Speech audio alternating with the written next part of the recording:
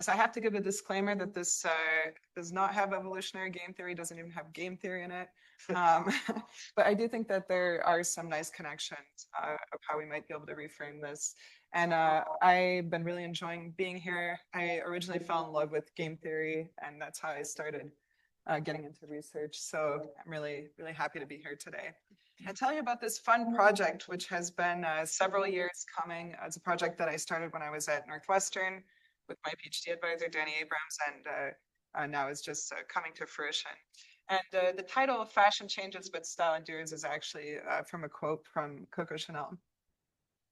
So before we start, I like to start with a little quiz. One of these is from a long time ago, and then one of these is from a recent fashion. So raise your hand if you think that A is the then, so it was in the past. Raise your hand if you think B was in the past. Okay, so you guys did pretty good. So 1969 versus 2015. All right, let's do one more. Raise your hand if you think A was in the past. Okay, some hands. Raise your hand if you think B was in the past. Actually, yeah, 2026. I actually got this wrong when I was doing this morning. So yeah, so I think this kind of speaks to this experience that many of us have had, that fashion comes back. And so we started to think about this, but the problem with fashion is that if you Google the blank decades as back, you'll pretty much get an answer for every single decade. So apparently I Googled this pretty recently. There's 2000 trends are coming back, the 90s are coming back, the 80s are back, the 70s are back in fashion again. The 60s fashion trends are making a comeback. Part of Y2K, you can go to the 50s. The 40s are back in 2021. So there's this question, if everything is back, is anything actually back, or is it just a perception that we have? Now, we are at NITMB, so I had to put this up here. Apparently, the orcas are also wearing salmon as hats again. So this transcends not just human species, but also animal species. So there's been, of course, a lot of really cool work in cultural evolution and trying to model different aspects of human culture. There's a nice paper by Ines Horvath at Northwestern on pop music. This is a paper by Josh that's great on baby names and dog breeds that I really like, books. So people have looked at different kinds of trends and looking at how to model these things over time. One of the things that we know from human culture, but just more generally innovation, is that this idea of optimal distinctiveness from psychology. So innovations that are successful tend to have a balance of novelty and conformity. This has been found in music, it's been found in movies, it's been found in writing, and it's also been found more broadly in science and technology and innovation. And I think, and I'm happy to talk more about this later, I think that there's also, this is present in many biological systems. So let's talk a little bit about what's so special about fashion in specific. So one of the things that's different about fashion is that there's sort of a discreteness to it. For those of you who don't know, typically fashion trends come out twice a year. They're called fashion seasons. They come out in the fall and then they come out in the spring. This actually happened because we can blame King Louis XIV. They worked with his finance minister to promote the textile industry in France and also apparently financially strained potential rivals. So they created a regulation in 1668 that mandated textile designers produce new designs and textiles twice a year in winter and summer. And this actually persisted since then. And this image here, this is from 1678 from the winter collection. So our goal was to think about, can we study the origin and spread of innovation quantitatively in this constrained environment of fashion? And to do this, we constructed a database of quantitative measures of fashion over 100 years. We tested this question, is fashion cyclical? And we determined the length of the cycle. And then I'll talk a little bit about the model that explains the origin of the oscillation and some of the more actually complex dynamics that we saw from the data. And this was a disciplinary team. Danny Abrams, who will be here on Friday. We worked with an art historian, and we also worked with the 200 great undergraduate students on this project. So let's talk a little bit about what does it even mean to quantify fashion. We collected a database of 35,000 images of women's dresses from mainly 1920 to 2022. These come from two primary data sources. One is called the Commercial Pattern Archive. This is sewing patterns and images of sewing patterns of 25,000 images. And then in the later 80s, there's less data. So this is from Vogue runway images. And just to give you a little bit what these images look like over time. So you can see that there's images from the 80s. And then, you can see this already changing styles over time. And this was definitely not a trivial exercise from the point of view of data analysis, because, there's a lot of problems with the data. You have a lot of images in there that are not exactly what we're looking for. So this was a big lift from that perspective. So how do we quantify fashion? Well, we're mathematicians, so we try to do this as simply as possible. We decided to do this along the z-axis. So we looked at neckline, waistline, and hemline length for dresses along this vertical axis. The other reason for this is there's this theory that economists have that hemline is inversely related to the economy that you might have heard of. That's also why we chose the hemline. So for these 35,000 dresses that we have, we quantified them along this z-axis. Now, if we just look at the average hemline length over time, so this is from 1865, which is our oldest data, and we have at the bottom here, that would be the feet, and then this is the average length over time, so you can see that the average length is increasing. You can see that some of them actually go below floor length. That's actually because they have this sort of long train, so in some ways you can extend a little bit below floor length, although not too much. And you can also start to see some of these oscillations coming up. So we tested this, and we found that there's these two peaks. The first peak is around, well, the highest peak is around 22 years, and then there's one also around 32 years. This was really fascinating to us because actually in the fashion industry, it is known that fashion comes back every 20 years. So we found this in the data, and then like 6 months later, I was talking to someone in the industry who told me, actually, this is what people say. So, causation, correlation, I don't know. But anyhow, we did recover this in the data, which was very satisfying. But now let's look at the raw hemline data and not the average. And you start to see some more complex dynamics. So this is the same picture that I just showed. I just colored it a little bit. And you can start seeing these really interesting patterns that are emerging. So you have at the bottom these floor length dresses. So these are all around -1, which is the length of the feet. And then you have the upper dresses. So you have you can see these kind of clear oscillations that are happening. Sorry, my x-axis is not great, but this is starting from around 1920. And then in the mid-80s, you have this thing that happens that had us really puzzled for a while, which is this kind of pitchfork bifurcation where you get a split in the length of the dresses. Some of them get shorter, go towards these mini dresses, and some of them sort of go and eventually converge towards the floor length, merge with the floor length dresses. You can also notice that you get a greater increase in variance over time. That's consistent with the acceleration of trends that we've seen potentially in a lot of other domains, not just fashion. There's also the fact that the Vogue database is kind of taking over at that point, which is introducing a little bit more variance.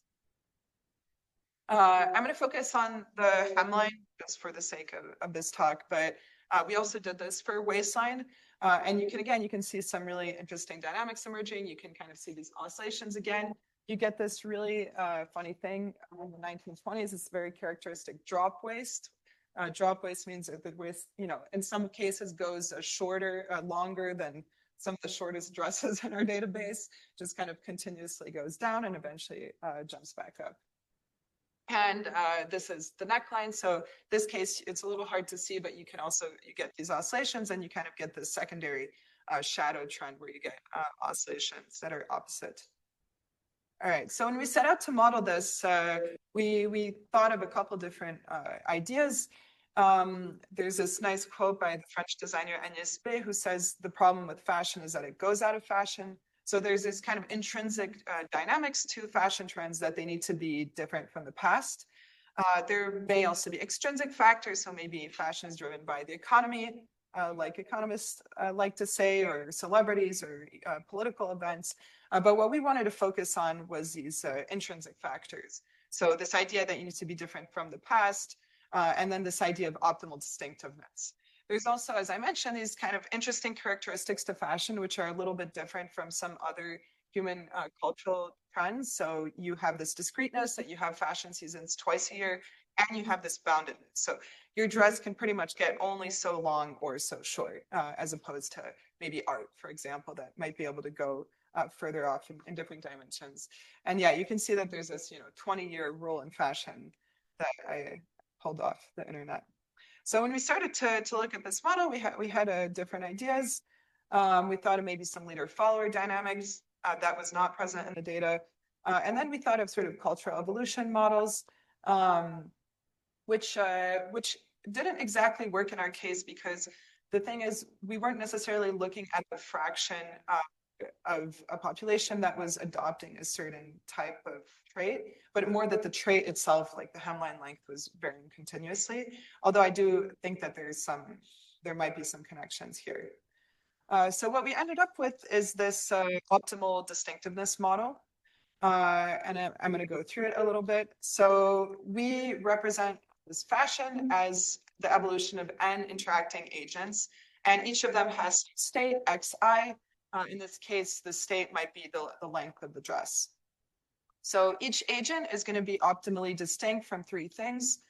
The first is the past with some strength d past. They're going to be optimally distinct from a reference point. In case of the hemline, that might be the knee with strength d ref. That's just to keep things bounded. And then they're optimally distinct from other agents in the system with some strength d social. So what does this look like? So we chose to model this as the d delta minus delta cube, where in each of the cases, delta is the distance between the length of, say, the length of the hemline and either the other agent or the past or this reference point. So you can see this here. You have this time delay term where you get d delta past as xi minus xi of t minus tau, your delta reference xi minus mu, and then your social term. So we have delta social for each interacting agents, I and j. So delta social is going to be, and then we're going to take just the mean of that. So eventually your optimal distinctiveness model is going to look like xi dot is equal to this past term, your reference term, and your social term, and then some noise. So we actually have we've had three versions of this. The first version was just a discrete time version because of this factor that I mentioned, that fashion has these discrete times. Then we formulated it as a continuous time DDE, and then just for simplicity and ease of analysis, we took a small time delay approximation. So let me show you what that looks like. So in the case of the continuous time stochastic DDE, you have this dxi is equal to the past, reference, and social terms, and then you have some noise. We can assume that the delay, so tau is small compared to the oscillation time scale. So something like omega tau is small. And in that case, you can rewrite this term, this time delay term, xi minus xi of t minus tau, as this approximation here. This pointer is not working. Okay, yeah, so you can rewrite it. And what you can do is then you can rewrite xi dot as your vi. You substitute everything in, you get, and then you get an equation for vi, for the derivative of vi. And what you see is that for those of you who think of active matter, self-propelling particle models, this is pretty much exactly what a self-propelling particle model looks like. So it's a really nice way to reformulate that. We can do analysis on this. So let me show you first of all, what these look like. The three versions of this model look pretty much the same. And we're able to recover both the oscillations and then this pitchfork bifurcation that happens from in this case, the mid 1980s. And by having this formulation where you have this small time delay limit, you can do a bunch of analysis and you can actually compute the regimes of the parameter values where you get the oscillations, and then you can get this bifurcation. So one thing to note here in our simulations, what we're keeping constant is the rate of change per year. So we're saying that the amount of optimal distinctiveness per year is constant. But one of the things that's inducing this split, this bifurcation, is that there's an acceleration of trends. So in prior years, you're looking maybe 5 years prior and saying, okay, I need to be different from the fashion 5 years ago. And then in later years, you're looking at last year. But that rate of change is actually constant.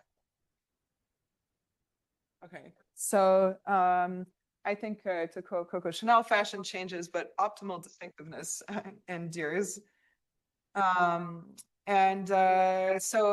We managed our objectives, which is we constructed this database.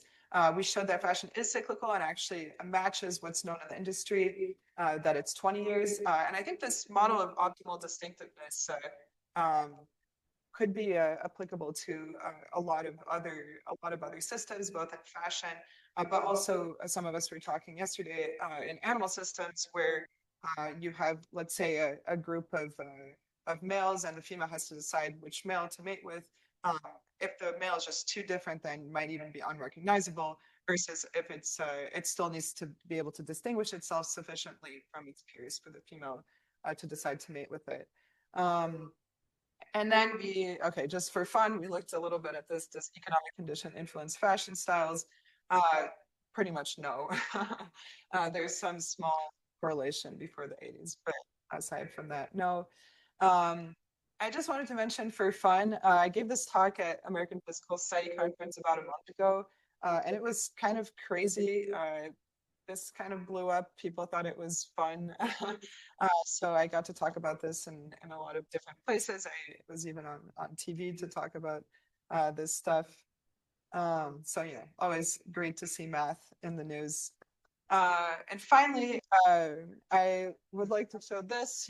Josh, you weren't fashionable, but I think you were just missing the khaki pants because some of you might recognize here. That's actually Steve Strogatz, who is giving a talk in our department. In the middle is Danny Abrams, who was my PhD advisor, and then David Chop, who is the chair of the department. So glitch in the matrix or math fashion. And one of the things I thought was really funny, I don't speak German, but someone sent me this article, and apparently the last sentence in this article said, this evidently applies less to the actual fashion found in the world of mathematics. The final slide of the presentation features a photograph of mathematicians at work today, all of them men in blue shirts and beige chinos. So with that, yeah, thank you so much, everyone, for.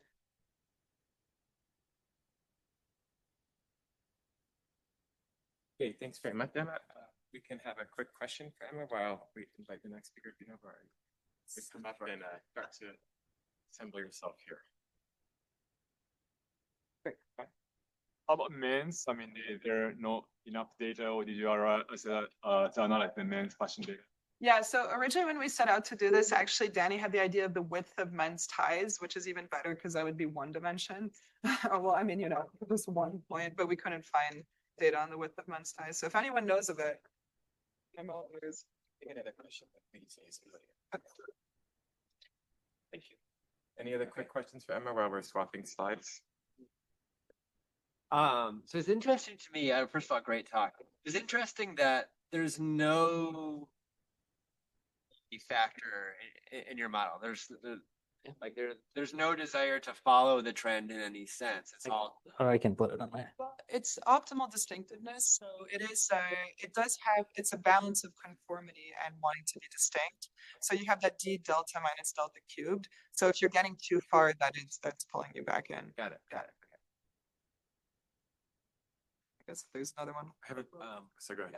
Oh yeah, I was wondering, like, so great model, great talk, but so the bifurcation occurs because of something endogenous in the model. But I mean, one would still be curious if something really happened around the 80s that was not within the population that could have caused this. Like, did you have theory? Did you rule that out? Yeah, I think that's a big question. I don't think there's still an answer to it. I've talked about this with a lot of people, and you know, some people think it just related to general polarization in society at that time in the 80s, where there was more conservative movements.